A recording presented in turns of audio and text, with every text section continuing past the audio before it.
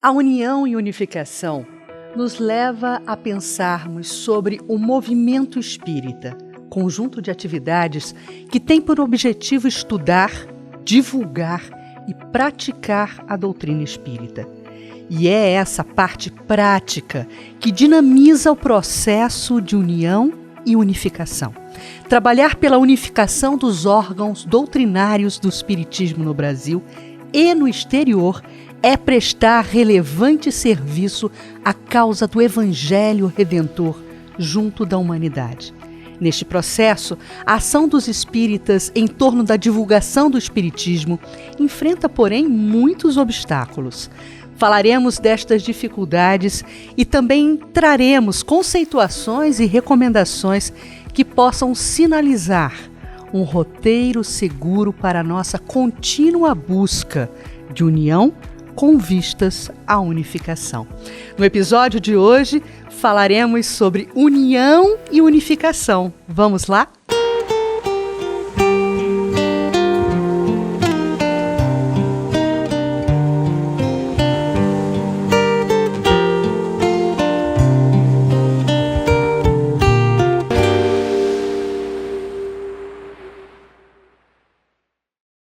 Seja bem-vinda, Marta Antunes, vice-presidente da área de unificação da nossa querida FEB. Marta, não se pode falar em movimento espírita antes da codificação. Kardec inaugura no século XIX um novo momento, restaura as duas grandes alavancas da humanidade, ciência e religião, que, convertidas em algemas naquele momento, acrisolavam a evolução humana. A ciência fazia perguntas que a religião não respondia. Por outro lado, o saber afundava em limites, por não estar suficientemente associado à moralidade. De um lado, a ciência sem ideal, do outro, a religião sem provas. O espírito humano encontrava-se, naquele momento, no século XIX, numa briga de colossos. E Kardec, arauto da verdade, é convidado a atuar. Disse-nos o mestre: quem não está comigo é contra mim. E quem comigo não ajunta, espalha. Lucas, capítulo 11, versículo 23. Nós vamos nos debruçar sobre idealismo que entrelaça pensamento e ações, consolidação de diretrizes superiores, de confraternização e amálgamas, que estruturam a casa bem edificada. Falaremos de união, que repercute unidade, sem a uniformidade. Sejam bem-vindos, seja bem-vinda, Marta, para nossas reflexões acerca da unificação. E aí, Marta, eu queria te perguntar como escapar às fraquezas humanas e neutralizar o personalismo e o egoísmo na construção e manutenção de um movimento espírita unificado. Muito bem, agradeço a participação neste momento, envio meu abraço carinhoso a todos aqueles que nos escutam e nos veem. É o grande desafio nosso, neutralizar as nossas imperfeições, combater o egoísmo, combater o orgulho. Isso é um processo. Cedo ou tarde isso vai acontecer. Mas como tudo na vida, o processo evolutivo, ele não tem saltos. Ele é um contínuo. Ele vai, numa encarnação a gente aprende algo, se concentra mais num determinado aprendizado, ainda que tenha outros periféricos. Desencarnamos, vai e volta. Esse vai e volta, ao longo das encarnações, nós vamos desenvolvendo esses aprendizados. Nós sabemos que a evolução humana, até um determinado momento, ela é exclusivamente, já dizem os autores clássicos, filósofos e autores espíritas, que a evolução é uma caminhada na horizontalidade. Ou seja, nós começamos desde o homem da caverna, a ver a realidade do mundo, a compreender a realidade onde ele está inserido, ele vai adquirindo conhecimento. Ele tem inteligência, mas é uma inteligência primitiva, ele não tem o intelecto desenvolvido. Então, esse intelecto são as sequências, os múltiplos aprendizados que ele vai adquirindo ao longo das existências planetárias e o estágio no plano espiritual. Então, esse crescimento horizontal é a aquisição de conhecimento. Mas chega um determinado momento dessa caminhada na horizontalidade em que ele percebe que há uma grandeza maior, que ele não consegue sequer fazer uma semente, uma pequena semente. Ele não consegue fazer, tudo ele encontra pronto, tudo ele encontra para ele ser usado, para ele usufruir. E então ele começa a fazer cogitações íntimas a respeito de algo muito superior, que as religiões tradicionalmente chamam de Deus. Né? O Criador Supremo, que nas mitologias eles estabeleceram uma verdadeira hierarquia. Um Deus maior com vários deuses menores, heróis e tudo isso. Mas quando o homem chega nessa encruzilhada evolutiva, ele compreende que há algo maior do que ele. Aí ele começa, então, ele inicia a caminhada na verticalidade. E Emmanuel fala que essa horizontalidade, essa linha horizontal, quando ela se assimila, quando ela se une à linha vertical, forma o ângulo divino de evolução, porque aí ele começa a desenvolver duas asas que o vai conduzir à presença de Deus.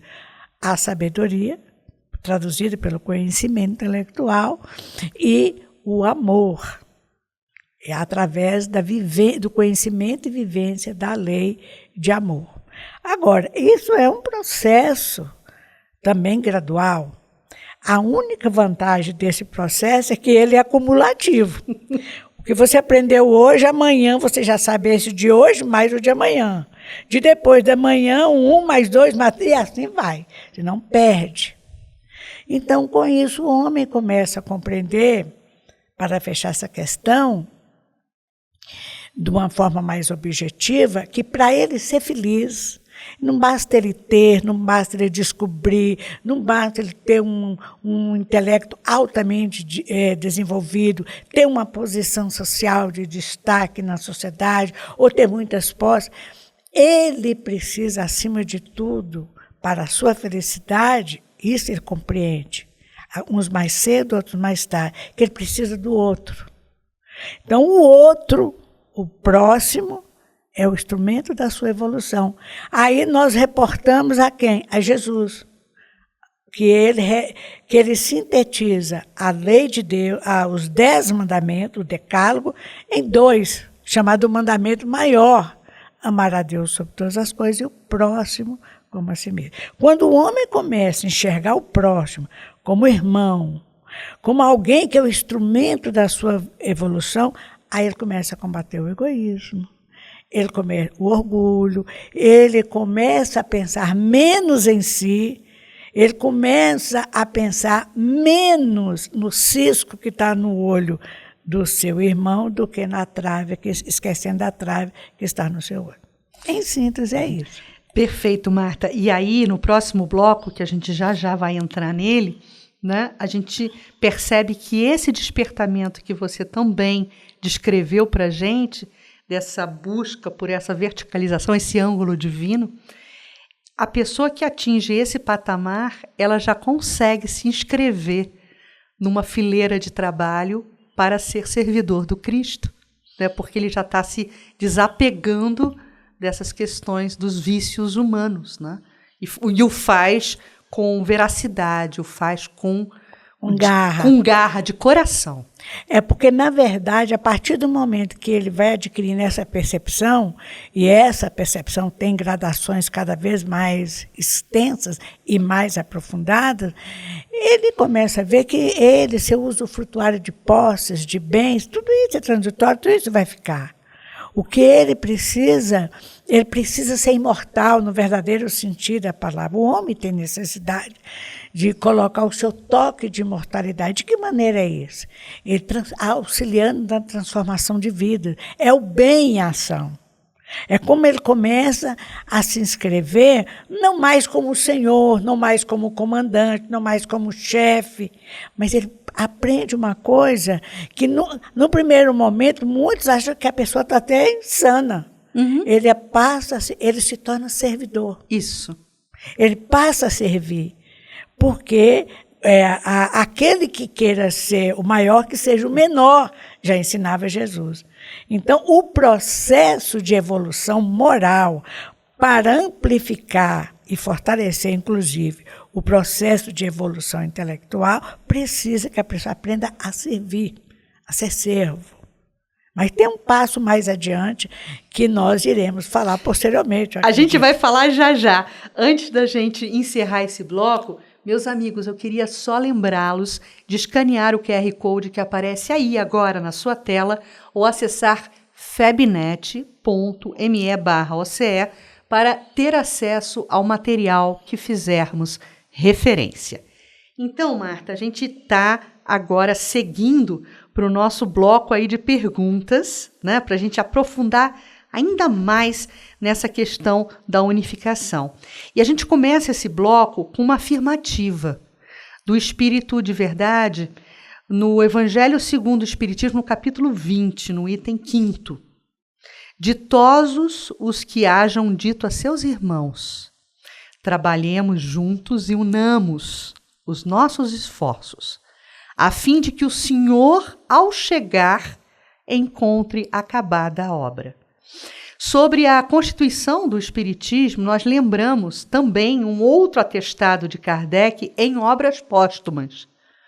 Diz ele, outro tanto se dará com o Espiritismo organizado. Os espíritas do mundo todo terão princípios comuns, que os ligarão à grande família pelo sagrado laço da fraternidade, mas cujas aplicações variarão segundo as regiões, sem que, por isso, a unidade fundamental se rompa, sem que se formem seitas dissidentes, a atirar pedras e lançar anátemas umas às outras, o que seria absolutamente anti-espírita. Podemos entender, então, Marta, o esforço da unificação, a maneira de um trabalhador fiel, e a gente falava sobre isso há pouco, que se desvela no cuidado da terra, subtraindo os espinheiros e os pantanais, cuidando simultaneamente do próprio mundo íntimo, porque esse processo de evangelização ele é contínuo. Então, o servidor fiel, o trabalhador fiel que luta pela unificação, ele será a grande ferramenta da nossa terra regenerada, Marta? Com certeza. A primeira condição é essa, ser um trabalhador fiel ou um trabalhador sincero. Porque quando nós vamos avaliar a questão de outra forma, quando nós nos convertemos, coloco essa palavra entre aspas, porque no Espiritismo ninguém se não converte. Não existe conversão, mas quando a gente fala nas tradições religiosas, a pessoa foi convertida a tal religião. Uhum. O próprio Evangelho nos mostra, e o Espiritismo fala isso com muita clareza, que não basta a pessoa converter. Uhum. É preciso que ele se transforme. E no momento que ele se transforma, ele tem o conhecimento da doutrina, ele tem um domínio básico, fundamental. Ele não é doutor em Espiritismo. Ele conhece o essencial. E quem quiser conhecer o essencial, basta ler na introdução, número 4 do Livro dos Espíritos, número 6 do Livro dos Espíritos, em que Kardec coloca lá os pontos principais da doutrina espírita. Quem tem domínio daqueles pontos principais tem um conhecimento suficiente para se transformar. Se transformar em quem? Pessoa melhor. Pessoa melhor que pode, de alguma forma, enquanto servidor, contribuir na construção de um mundo melhor. Agora, entre essa transformação, essa contribuição na construção de um mundo melhor, nós precisamos tomar muito cuidado com o nosso ego. É bom a gente ter um domínio do espiritismo, ter um entendimento maior que a média. De repente a gente começa a achar que nós somos aquelas pessoas dotadas de qualidades excepcionais. Esse é o cuidado, a gente tem que botar sempre o pé no chão. Porque quando no exercício da humildade não é só voz mansa, gestos assim, preparado, é a vivência. Uhum. Mas como é que nós vamos viver a humildade? Como é que eu vou me transformar num trabalhador, vamos dizer assim, transformado? Eu aceito esses princípios, como é que eu me transformo? Quando nós começamos a desenvolver um processo do autoconhecimento. Isso aí é uma dica preciosa, dica não, é um ensinamento profundo que a Joana de Ângelo nos dá. Uhum. Então, a gente precisa iniciar o nosso processo é uma necessidade, um processo de autoconhecimento. Mas como eu inicio o processo de autoconhecimento? Eu não sou psicóloga, eu não tenho formação, como é que eu vou iniciar? De uma maneira muito simples. É o autodescobrimento. Uhum. A gente como que faz uma coluna, faz um gráfico de 2 colunas. Não eu coloco o que eu já tenho de bom realmente, o que eu já faço de bom, o que pode ser considerado uma boa ação. Eu escrevo ali, ou mentalizo ali. Na outra coluna, eu coloco o que eu preciso melhorar. Então, eu estou descobrindo os meus pontos positivos, as minhas boas tendências, aquilo que eu já aprendi de outras encarnações, ou naquela que eu me encontro, e também aquilo que eu ainda tenho a desejar. Então, isso é um autodescobrimento. Isso não é simples. Uhum. Porque, às vezes, nós usamos de muitos mecanismos de defesa do ego. Nos prega muita armadilha. Ah, não, eu não sou tão ruim assim. Nós somos condescendentes com nós mesmos. Condescendentes conosco mesmo. Então, não, eu não sou tão ruim. Então, a gente tem que ser muito honesta. Uhum. Honestidade. Aí a gente vai colocando no fim, fica até meio decepcionada, meio frustrada. Mas será que realmente assim? Ou eu que estou me vendo assim? É bom a gente nem perguntar para outros, que às vezes a lista vai aumentar para o lado das más tendências. Então, com isso, você se autodescobre. E a partir desse autodescobrimento, você inicia o processo de autoconhecimento. Uhum. Que é, eu sou uma pessoa um tanto quanto egoísta. Eu gosto de juntar coisa para mim, de tudo para mim, eu em primeiro lugar. Então, vamos trabalhar isso. Então, na hora que a gente começa a trabalhar isso, ver de que maneira nós vamos encontrando caminhos, e a doutrina espírita nos fornece vários caminhos. Então, nós podemos, às vezes, num trabalho de assistência, que às vezes ele é assistência social, que é mais uma filantropia do que propriamente a palavra caridade, mas de tanto exercitar a filantropia, nós chegamos à caridade. Uhum. Nós chegamos à caridade, mas não só a caridade de doar um alimento, mas de fraternidade, de solidariedade, de um abraço, de um agradecimento, de um sorriso, de um incentivo. Coisas assim mínimas, na verdade. A prática da não violência, tão ensinada pelo Gandhi. Então, nesse processo, nós vamos nos autodescobrindo e, aos poucos, aquelas más tendências ou aquelas imperfeições, elas vão diminuindo.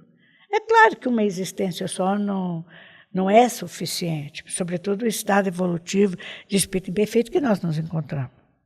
Mas nós vamos nos aperfeiçoando, nós vamos nos transformando, e até que nós possamos chegar a um estágio de melhoria espiritual e que nós nos sentimos em paz conosco mesmo. Nós podemos olhar no espelho e estar feliz. A gente vê que as coisas materiais são transitórias, tudo aqui é transitório, até o corpo que nós temos.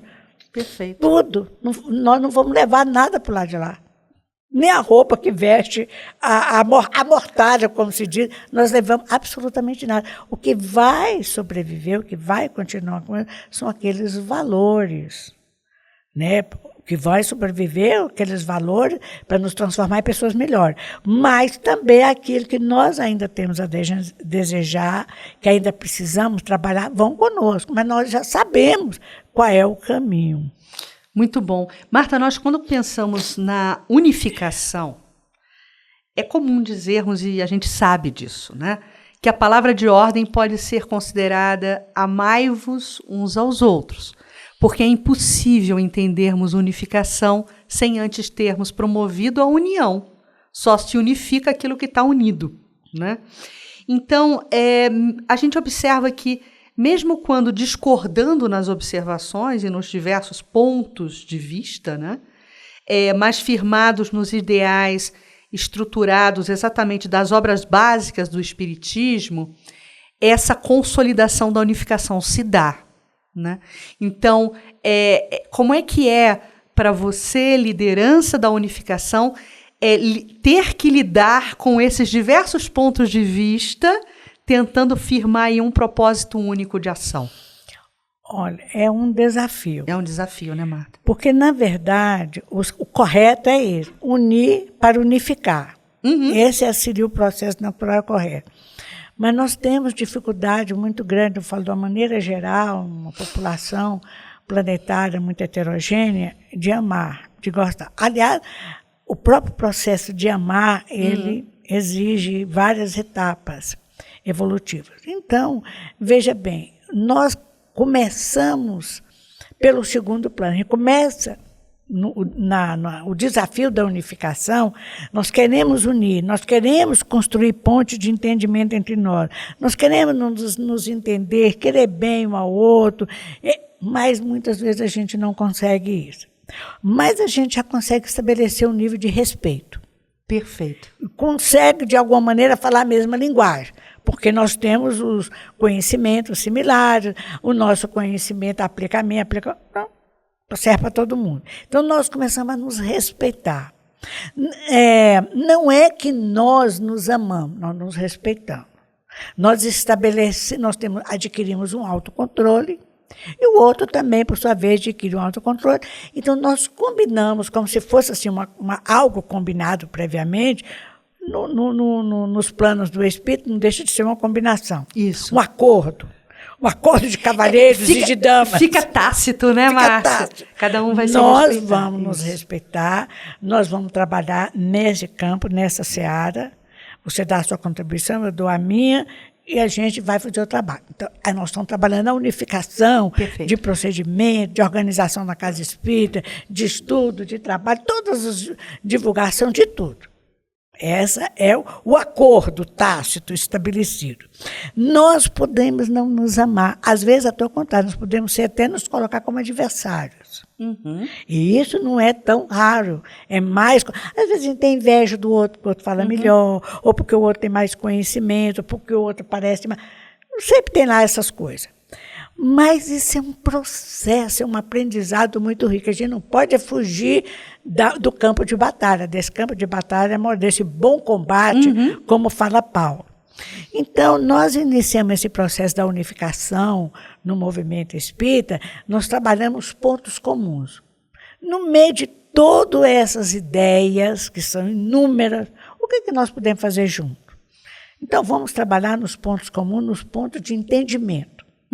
Deixamos os outros de lado. Fica, não podemos resolver, aí deixa de lado. Então, nós a nossa união aí não é aquela união de amor, de fraternidade, mas é uma espécie de um traçado que nós realizamos para, na realização dessa tarefa, daquela tarefa, B, C, D, nós nos mantermos com civilidade, pelo menos.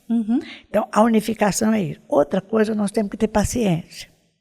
Muita paciência no processo de unificação, porque às vezes ninguém anda no mesmo ritmo, ninguém está no mesmo grau de entendimento que o outro. Então nós temos que, sobretudo aqueles que estão na frente, que estão querendo impulsionar um determinado projeto ou um trabalho, tem que ter paciência. E outra coisa, ir ao nível de entendimento do outro, nada de sofisticação, de exibição, com mais simplicidade possível. Um outro ponto que eu gosto no processo de unificação é o acolhimento. Todo mundo é bem-vindo, porque todo mundo pode contribuir. Mesmo aquele que parece assim, por fora de tudo, pode contribuir. Quando nós descobrimos que todo ser humano, todos estão conosco, tem algo para nos dar, aí fica bom. O que significa isso? Trabalhar em equipe. Uma construção coletiva. No trabalho de unificação, absolutamente ninguém consegue realizar um trabalho sozinho. Tem que ser um trabalho coletivo. Então, isso demanda tempo, demanda muita paciência e disponibilidade. Eu estou à disposição. Aquela história, quando o senhor chegar, encontrar a obra acabada. Exatamente. Porque ele pode chegar, a obra para a qual a pessoa se comprometeu está acabada. Ou aquela história das virgens loucas, né? Do Evangelho. Das invigilantes, né? Invigilantes. Ficou preocupada com a roupa, com isso, com aquela coisa. E o essencial do seu trabalho, da sua missão, não foi colocado. Isso. Então, esse é o trabalho de unificação. E com isso, nós temos aprendido. Você quer fazer criar numa casa espírita, ou quer estabelecer numa casa espírita um trabalho de divulgação. Como é que nós vamos fazer? Aquele ali tem experiência com rádio, aquele ali fala muito bem. Aí começa a juntar, no início, há choques, entre choques, mas entramos no acordo. Aí a gente consegue fazer um trabalho de divulgação. Não, nós precisamos que a criança estude, que a criança receba. Então, todas as atividades da Casa Espírita, por isso que a missão, de uma maneira geral, do Espiritismo é a divulgação, é o estudo, prática e divulgação. Claro. Isso. Para levar o quê? A união e unificação. Então, depois que nós estamos acomodados, estamos em casa, do ponto de vista psicológico e espiritual, entendendo bem ou razoavelmente bem com os outros, nós começamos a criar vínculos, sem perceber, vínculos de fraternidade. No momento que eu precisei de uma correção, de uma revisão de um artigo que eu fiz, fulano estava ali. No momento que eu precisei de um computador que o meu pifou, fulano. Então, aí você começa a criar elos com as pessoas de gratidão. Aí você começa a trabalhar a união. A união não é ficar sempre defendendo alguém, fulano é bom, fulano é isso, não. Não, é você estabelecer uma ligação afetiva e amorosa. Empatia, Marta. Empatia. Conhece as necessidades do outro, coloca-se no lugar do outro, sabe dos seus limites, das suas dificuldades, mas isso não impede, pelo contrário, favorece um trabalho coletivo.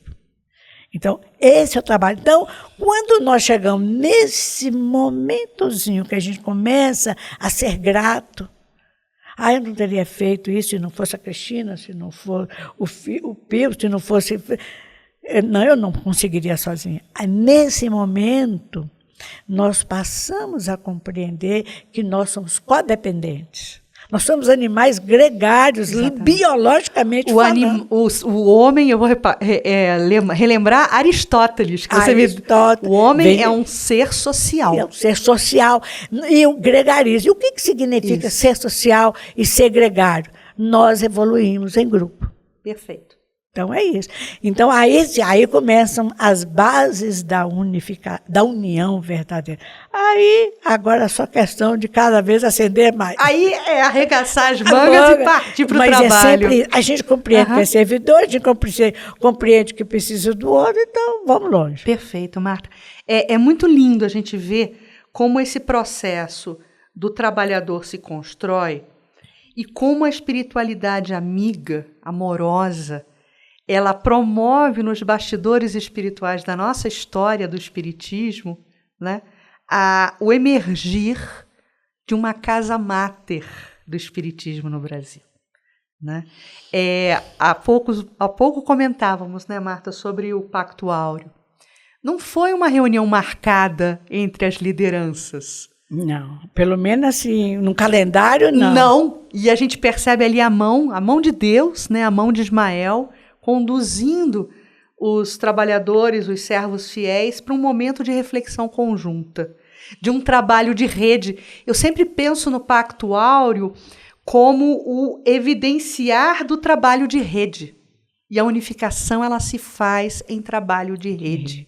Exatamente. Qual é a missão da Federação Espírita Brasileira, Marta, no tocante a essa unificação e a dar voz a esse sentimento que permeou todo esse primeiro momento? A Federação Espírita Brasileira, ela se esforça, ela faz, a dedicação dela é auxiliar na formação do homem de bem. Como? Através da doutrina espírita, o estudo, a prática e a difusão da doutrina espírita. Na formação do homem de bem. Então, seja na teoria, através dos vários estudos e palestras, seja na prática, através de inúmeras atividades na Casa Espírita e em benefício do próximo, e junto com o próximo, a FEB promove esse trabalho.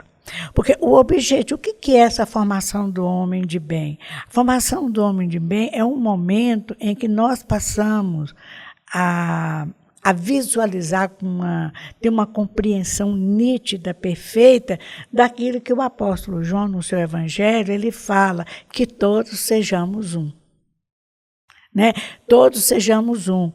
E, então, a partir do momento que nós vimos que nós estamos individualmente, somos um espírito, mas estamos juntos, somos juntos, estamos unidos no mesmo processo, num mesmo propósito, que é de nos tornarmos pessoas melhores. E nós só nos tornaremos pessoas melhores, com certeza, à medida que nós nos dedicamos cada vez mais ao próximo. Aí, inclusive, nos faz lembrar a oração de Assis, de Francisco de Assis, atribuída a ele, né? Sim. Atribuída a ele, a oração atribuída a ele. É dando que se recebe, é perdoando que se é perdoado, é amando que se é amado.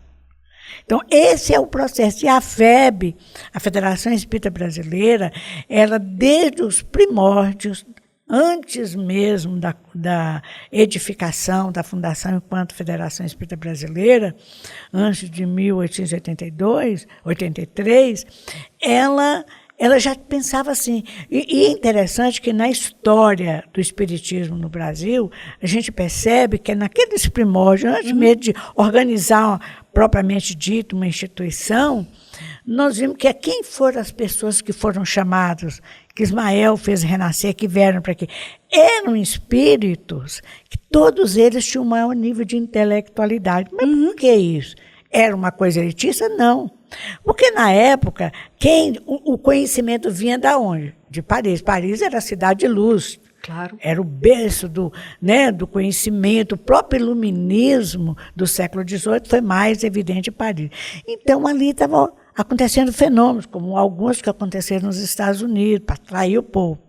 E os brasileiros, muitos mesmo, iam para a França, para Paris, sobretudo, para estudar. E lá eles tomaram conhecimento disso e começaram a escrever. Demorava meses para chegar aqui uma correspondência, mas informava das coisas que estavam acontecendo, dos fenômenos de efeitos físicos, que o Zeus Vantuil escreveu muito bem no livro As Mesas Girantes do Espiritismo. Então, aqueles fenômenos, alguns brasileiros até presenciaram. Então, os brasileiros que estavam aqui ficavam encantados com aquilo, queriam saber mais, se informar mais. Aqueles que não podiam morar na capital francesa, não podiam viajar para lá. Então, veja que antes mesmo do Espiritismo plantar aqui, nós já tínhamos essas informações pelos correspondentes naturais. Por esses homens ponte. Esses homens ponte, exatamente, esses homens ponte. Então, depois, a ideia já estava sendo semeada. Então, aquelas pessoas eram pessoas abolicionistas, eram pessoas que defendiam uma causa maior, moral, do abolicionismo. Envolveu o imperador, que também era abolicionista, a filha do imperador, a princesa Isabel. Então, nós vivemos assim meio século, no século XIX, metade do século, mais de 50 anos, nessas ideias de libertação, do abolicionismo, das ideias espíritas que vinham, do homem de bem, tudo isso. Então, quando um grupo de espíritas resolveu criar um grupamento espírita, foi fácil, não foi difícil. Porque a ideia, o campo, como diz Erasto, no capítulo 20, que você citou do Evangelho segundo o Espiritismo, que o campo estava pronto, arregaçar as mangas e arar. O campo espera. Então, eles araram a terra que já estava preparada para a semeadura. Então, é nesse aspecto que o Brasil estava preparando, mas não só para conhecer o Espiritismo, vivenciar a mensagem que os Espíritos da Codificação, sob a coordenação do Espírito de Verdade, nos trouxe. Mas, mais ainda, a nossa missão, como toda nação, tem uma missão. A nossa missão é semear o Evangelho, para transformar aqui na pátria, o coração do mundo, pátria do Evangelho. Nós vamos, não que seremos melhores. Qual é a missão que tem lá na França? Igualdade, fraternidade, solidariedade. Qualquer um sabe. Todo país, se você for analisar a sua história, vai ver que tem uma missão. Está lá. Mais cedo ou mais tarde vai ter que dar conta daquela missão. Né? E por aí vai. Então, quando nós chegamos aqui no Brasil, a missão era trabalhar a parte moral. E é por isso que Ismael fez um trabalho que às vezes desanima a gente. Qual é o trabalho que pode desanimar a gente, que às vezes a gente cansa um pouco, porque nós somos imperfeitos demais ainda. É quando Ismael trouxe para o Brasil uma diversidade cultural imensa. Aqui é um verdadeiro caldo de cultura. Não tem no mundo um país que tenha tanta diversidade religiosa, filosófica, científica, tudo. Cultural, de tradição, etnias. De história, etnias, tudo. Então, ele colocou isso aqui, está fermentando. O fermento, o leve, que está levedando a massa, como diz Paulo. Então, isso aqui vai ter entrechoque de paixões, vai ter briga, vai ter revoluções, vai ter ideologias, vai ter essa bipolaridade de ideias, mas vai chegar um momento que eu vou entrar na corte, porque aqui tem uma missão, né? O Ismael, ele promove a heterogeneidade, em vez de criar uma raça pura, criar uma ideia de supremacia, não, aqui é o contrário, não tem supremacia nenhuma. E Marta, você falando disso agora, até para a gente entabular, tá ótimo, e a gente vai conversar sobre isso. E me empolga essa ideia, porque Ismael, se a gente for olhar para a trajetória espiritual dele, ele foi o filho expurgado da casa de Abraão. Exatamente. Ele é o que é colocado no deserto. Exatamente. Para seguir a vida. E mais, ele era o filho primogênito. Ele era o primogênito. Porque hoje isso não tem tanta importância, mas naquela época de hierarquia, inclusive na época de nobreza e tudo, o primogênito é o que era o herdeiro, era daquela casa, daquela família, daquela tribo, né, de tudo aquilo.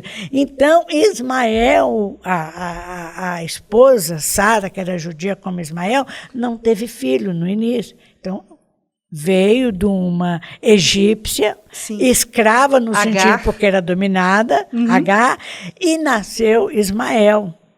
Ismael, depois de um certo tempo que Sara, eles falam que já era idosa, mas idosa aí é meio relativo. É possível, não estava mais... Ela concebe, né? Ela concebe. Aí vem Isaac. Então, Isaac nem era o primogênito. Sim, era Ismael. Era Ismael. Mas, agora, que se a gente for ler a história de Ismael, não só ele foi mandado para o deserto da Arábia, que nós sabemos hoje, mas tal como Isaac construiu, deu origem a 10 tribos de Israel. Ele também deu origem a 10 tribos de Israel. Ah, sim. Que não foi só árabe. Vários teve, inclusive, acredita-se historicamente que os samaritanos, eles, por que os judeus tinham tanta implicância com os samaritanos? Que era mais em nível de implicância mesmo, porque eles eram mistos, eles eram miscigenados com os ismaelinos. A raiz árabe. A raiz não chega a ser raiz árabe, porque árabe vem depois, mais muçulmana. Eram tribos de judeus misturados com outros povos, no caso aí de Ismael, com um egípcio. O egípcio já não chega a dizer, hoje sim, mas naquela época não podia dizer que ele era de formação árabe, né? Não era bem isso. Perfeito. Então, o que aconteceu? Por que os judeus torciam o nariz? Isso. Os samaritanos. Não é só porque eles só aceitavam o Pentateuco de Moisés, os 5 primeiros livros, não. Era porque tinha mais alguma coisa. Esse mais alguma coisa era a herança genética. Então, Ismael também criou 10 tribos. Interessante. Isso lá, eu não sei de qual os nomes assim, mas eu fiz até um artigo no Reformador sobre isso. Mas o que acontece? Lá no Velho Testamento, no Antigo Testamento, fala o nome de todas as tribos que Ismael fez. Então, Ismael, ele já, no nascimento dele, ele já compreendeu que ele tinha que misturar, ser heterogêneo. É esse fio da meada que eu queria puxar contigo. É isso aí. E aí ele vem como grande patrono espiritual do Brasil. Do Brasil. Da nossa vocação espiritual e traz esse caldo. Esse caldo, que é muito grande. Tem hora que realmente a gente fala, meu Deus do céu, o que vai ser? Porque tem hora que as coisas exacerbam-se um pouco. Mas tem o tempo de Deus. É que nós ainda andamos mesmo muito pela cronologia nossa, da nossa impaciência, da nossa imperfeição. Mas se nós vermos que há um tempo, o tempo de Deus, aí as coisas se acertam todinho. Então vai chegar um momento que sim, nós vamos ser a pátria. Eu tenho tanta certeza como 2 e 2 são 4. Seremos o coração de um pátria do Evangelho. Por quê? Porque estaremos falando a mesma linguagem. Veja que ao longo desses séculos, desde 1500, quando foi descoberto o Brasil, nós estamos criando o quê? A igual unificação. Nós estamos criando processos genéticos, ligações culturais. Nós temos aqui no Brasil o judeu que casa com o árabe, casa com o judeu, não tem nenhuma briga. Sim. Nós temos todas as raças representadas aqui. E não há esses problemas de briga. Nós convivemos com muçulmanos, como ele convive com casa. Tem uns radicais em todos os lugares, tem, mas isso é uma minoria. Então, um dia nós vamos estar falando a mesma linguagem. Primeiro fez a base, como eu falei, da unificação, os processos de uma casa espírita, de organização espírita. Mas agora vem a base espiritual. Nós nos entendemos como espírito, como pessoas, nos amando, porque é independente, porque nós temos as mesmas raízes, que são raízes espirituais. Perfeito, Marta, foi ótimo. A nossa tertúlia. É uma tertúlia, é uma tertúlia, mesmo. Não é? Coisa boa, bons tempos de tertúlia. Pois é, com companhias tão agradáveis, melhora mais ainda. Mas, então, meus amigos, para encerrarmos, uma última reflexão. O Espiritismo revive o cristianismo primeiro, na sua pureza primitiva, em espírito e verdade. Queremos sublinhar pensamentos de José Petitinga e Viana de Carvalho, curiosamente assinando uma mesma mensagem em novembro de 1978, no Centro Espírita Caminho da Redenção, em Salvador, na Bahia, sob a pena de Divaldo Franco. Há lugares para todos trabalharem, dizem eles, não porém como pretensos chefes, hierarquizados perigosamente com uma deplorável hipertrofia dos valores legítimos interiores e uma inconsequente supervalorização dos títulos e conquistas mundanos. A realeza é sempre espiritual. A superioridade em nossos labores é de qualidade moral, merecendo respeito todos os esforços que visem a meta sempre ingente, melhorar o homem e a comunidade humana, guiando-os para Jesus. Nosso programa de hoje está chegando ao fim. Tivemos o privilégio de ouvir Marta Antunes, agradecemos muito a ela. E semana que vem temos um presente especial para você que nos acompanhou até aqui. Bezerra de Menezes nos deixou uma mensagem de incentivo e recomendações luminosas, com um lembrete de que a unificação ela é paulatina, união imediata e o trabalho incessante.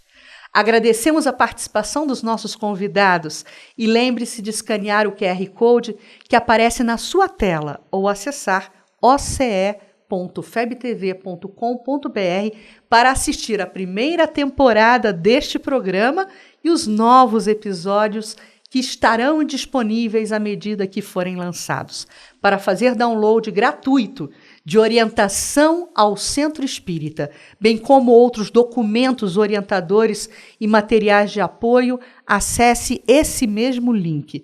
Continue nos acompanhando. Orientação ao Centro Espírita vai ao ar semanalmente aos sábados, às 10 da manhã, no canal da FEB TV no YouTube. Até a próxima semana, temos um agendamento. Nos vemos por aqui. Até mais.